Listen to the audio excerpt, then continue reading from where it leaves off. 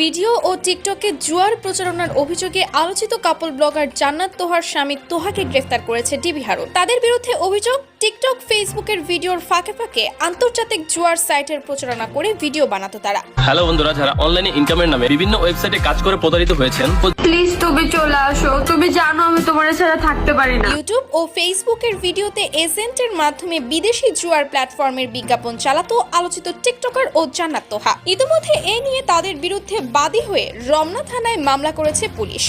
দীর্ঘদিন ধরেই পুলিশি নজরদারিতে ছিল তারা, তবে এখন শুধুমাত্র তোহাকেই পুলিশ হেফাজতে নেওয়া হয়েছে।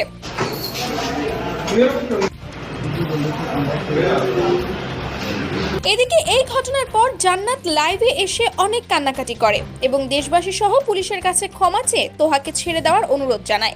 জানে যে আমি ওকে ছাড়া থাকতে পারি না, তাও ওই চলে গেছে।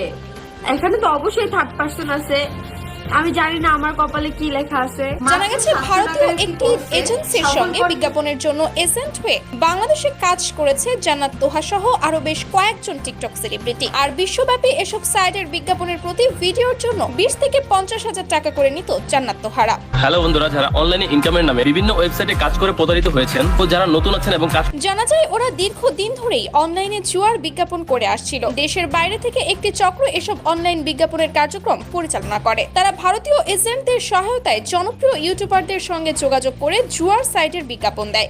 মাত্র 700 টাকার একটি কোর্সে সফল কন্টেন্ট ক্রিয়েটর হতে পারবেন আপনিও। সো গাইজ, এই কাপল ব্লগারদের নিয়ে আপনার কি মতামত অবশ্যই কমেন্ট করে জানাবে। আর এরকম সব আপডেট পেতে আমাদের চ্যানেলটি সাবস্ক্রাইব